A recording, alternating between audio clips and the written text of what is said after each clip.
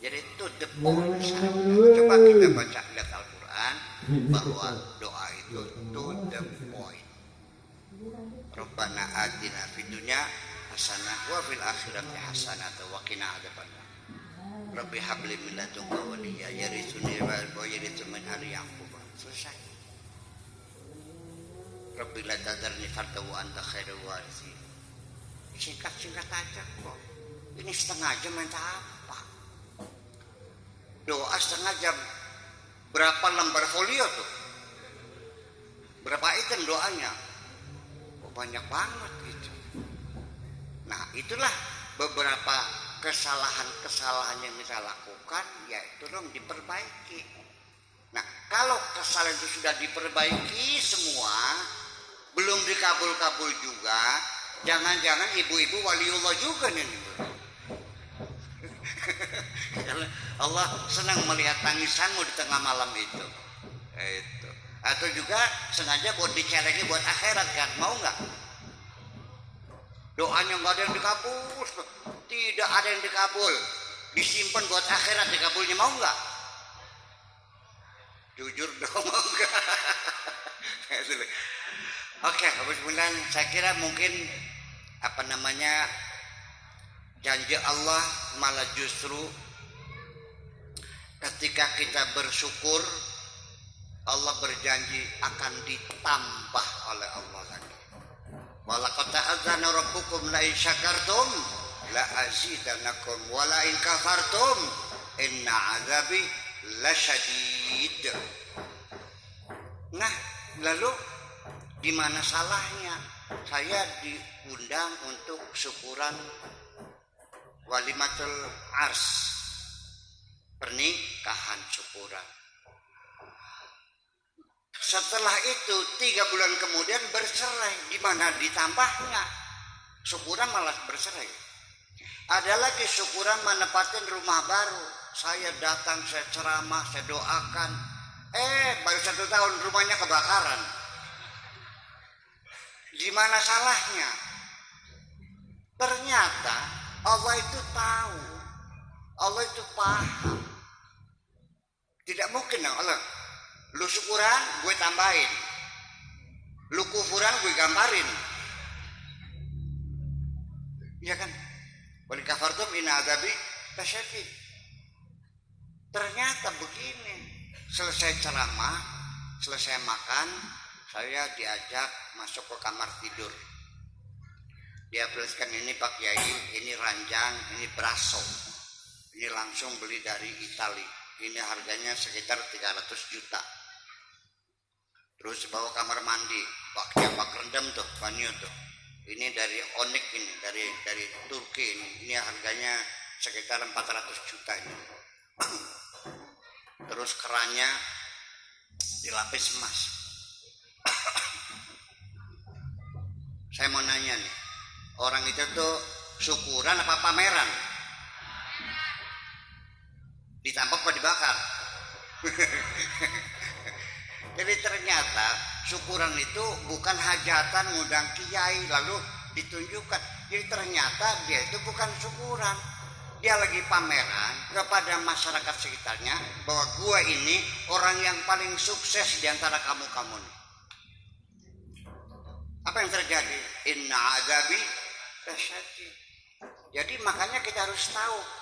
Jadi bersyukur itu apa sih artinya? Nah, bersyukur ini ada beberapa faktor-faktor yang sangat substantif sekali. Persyaratan bersyukur yang sangat penting sekali. 1, tahu, sadar, mengerti, dan merasakan. Tahu, sadar, mengerti, merasakan bahwa kita mendapatkan nikmat. Itu persyaratan mutlak untuk orang bisa bersyukur. Kita harus tahu, kita harus mengerti, kita harus paham, dan kita merasakan. Saya mau nanya, ibu-ibu di rumahnya itu di bawah ranjangnya, di bawah tahel itu ada harta karun emas 1 ton. Seneng nggak Bu? Ibunya nggak tahu aja. Ibu nggak tahu di bawah itu ada harta karun emas 1 ton. Seneng nggak? Seneng. Jadi kita sendiri ketika bersyukur tidak mungkin kalau kita tidak tahu. Nah, pernahkah kita mensyukuri kerja fisiologis dalam tubuh kita? Di dalam perut kita ada mesin katalis yang bisa memecah-mecah, membagi-bagi berbagai vitamin, mineral, gizi dan sebagainya. Digiling, makanannya sama, semuanya dibagi-bagi, kemudian dikirim ke darah dengan takaran ukuran yang sangat persis. Ketika kolesterol memerlukan hanya 160, begitu 60 sensornya nutup, nggak masuk. Kalau tidak nutup, masuk ke darah menjadi kolesterol. Betul nggak? Darah juga memerlukan gula, terlalu banyak masuk gula sampai 500, pingsan nggak? Selama ini kita tidak tahu bagaimana cara kerjanya. Yang tahu adalah dokter. Betul nggak? Berapa luas alam ini? Apa gunanya sinar matahari? Kita tidak pernah bersyukur karena kita tidak tahu. Terlalu banyak nikmat Allah yang kita tidak tahu. Itulah makanya wa in ta'udu ni'matallahi la tuhsuha.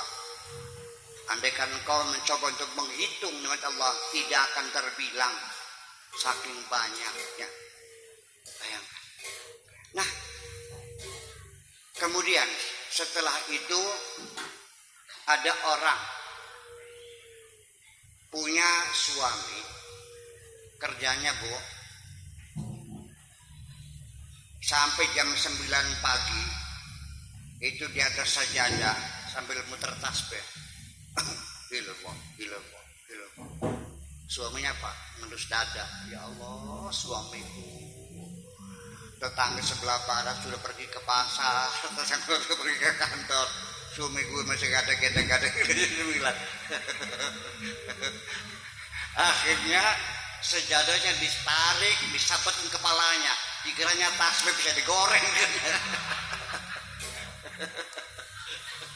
Ya Allah ya Rabbi. Mengadunya kepada saya, Pak Kiai, saya ini istri kan, dalam Islam kan laki-laki yang ngasih nafkah kan. Iya. Suami saya galang-geleng aja. Saya mencari uang sendiri, malah suami saya jajani. Bu menyesal seperti itu. Ya capek dong. Oke, saya mau tanya Bu, sok pilih, enak ibu jadi orang kaya bisa ngasih makan suami, atau ibu enak punya suami yang kaya? Jujur ngomongnya, enak kaya sendiri apa enak punya suami yang kaya? Nah, kenapa kamu menangis? Nggak paham orang. Lah ya iya. Oh begitu, ya iya. Di situ saya punya peran penting, bahwa saya mampu menggeser sudut pandang orang. Akhirnya sekejap dia langsung tertawa. Alhamdulillah saya bahagia, aku bisa cari uang sendiri.